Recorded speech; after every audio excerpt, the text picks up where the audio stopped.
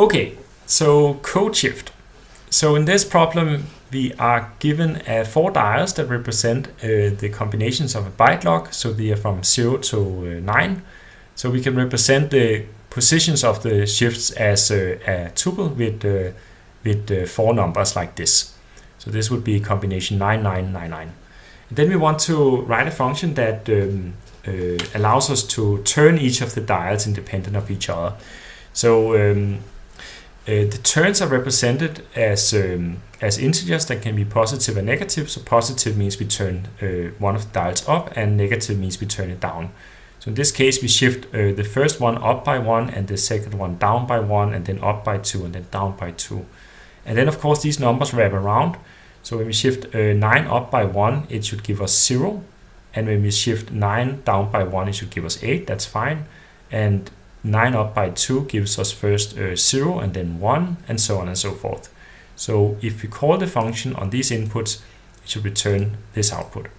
The tricky thing is that it doesn't actually specify that these numbers have any particular range they fall within. So these numbers could potentially be really big, and we need to account for that. There are a couple of ways of doing that, and I think I'll show both ways because I think it'll be instructive to do it that way. I'm just going to copy paste the example and then go into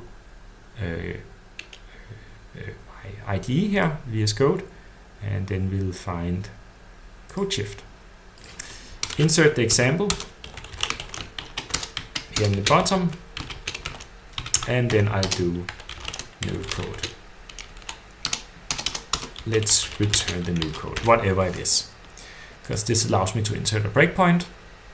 And now I can start the debugger and try to solve the problem.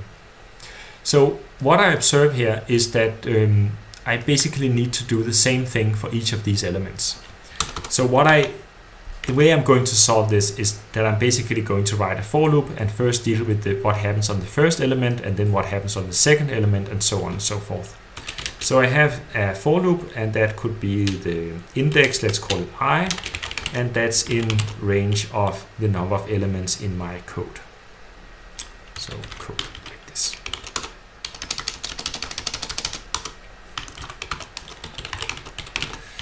So that gives me my elements.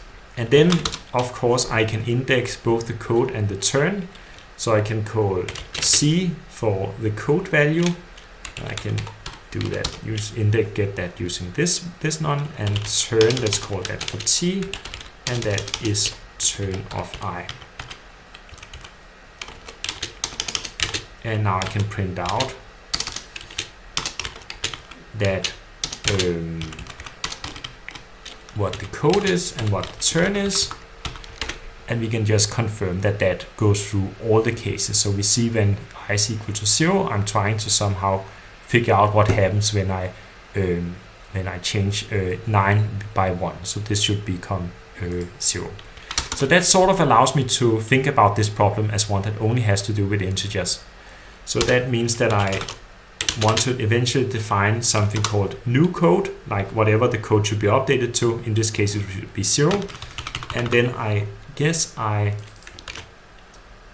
need to append that to this new code variable that I need to define. So I just define that as an empty tuple to begin with, and then I need to append this to the empty tuple, and I can do that using new code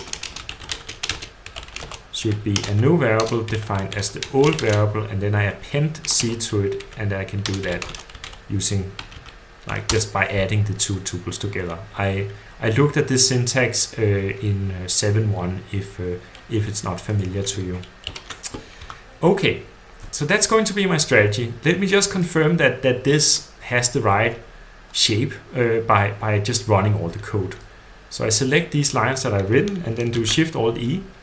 And of course, what I expected to do is that I just expected it to define new code as 0, 0, 0, 0, because I set new C equal to 0 in each step of the loop. There are 4 steps in the loop, and I just append it to new code which start out as the empty tuple.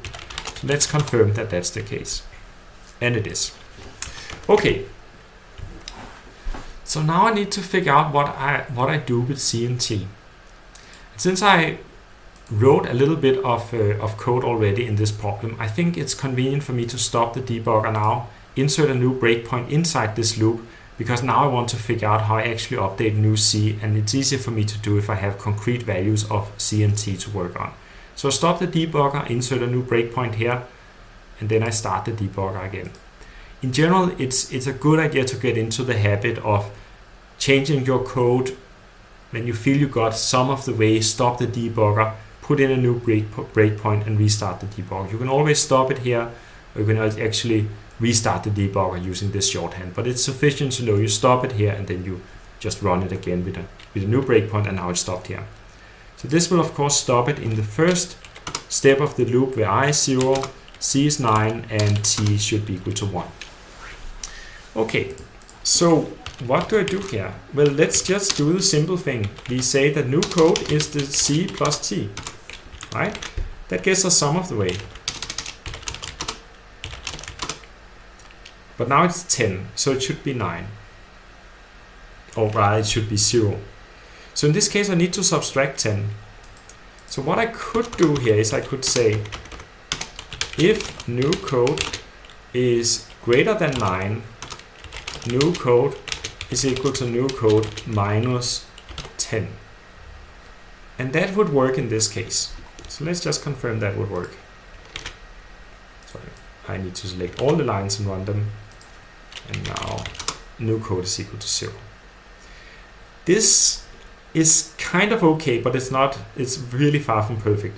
Because what if the turn variable is equal to 100? Well, then I need to subtract more than 10. So there are a couple of different ways of doing that. I think the simplest way of doing it is to just have a while loop here. Like while it's greater than 9, I subtract 10. Okay, so what else can happen? Well, what else can happen is that I turn it in the other direction and the new code becomes negative. So I should also have one that says while new code is less than 0, new code is equal to the old value plus 10. Because now I need to sort of correct it in the other direction. So I also need that. But that actually seems like it would do the trick, right? Because if it's less than 0, I keep adding 10 to make sure it wraps around correctly. And then eventually this will be false, and this also seems to work. So let's just confirm that it works. So it gives the right output, and that's good. So actually you can verify for yourself that something like this should also work, because this is a multiply of 10, and this should also work. I mean, we are just turning the dial all the way around 100 times, and then we do one extra. So it doesn't matter that we turn it around 100 times. It's kind of ugly. Like this is not nice. This doesn't look nice. In fact, you can maybe, by considering some special cases and what the modulo operator does, you can verify for yourself that the modulo operator, the remainder by division of 10, would also work. It'll get rid of all of these multipliers of 10 that we have added to the numbers that we don't want. So you can replace all of this code with just this, and this is a bit more of an elegant solution. But the other thing is completely fine. It's just like a microsecond slower, which I don't know. I guess if you really value your time, you can do this. Otherwise, you can maybe say that it looks better than this. Maybe this is a little less prone to bugs, because in this case you can have a bug here, you can have a bug here, you can have a bug here, you can have a bug here, and you can even have a bug here. Whereas here there's less space for bugs. Let's with all of those comments, let's just confirm that it works, because otherwise it would be a little bit embarrassing. But it did, so that's good. So that's how we could potentially solve this problem.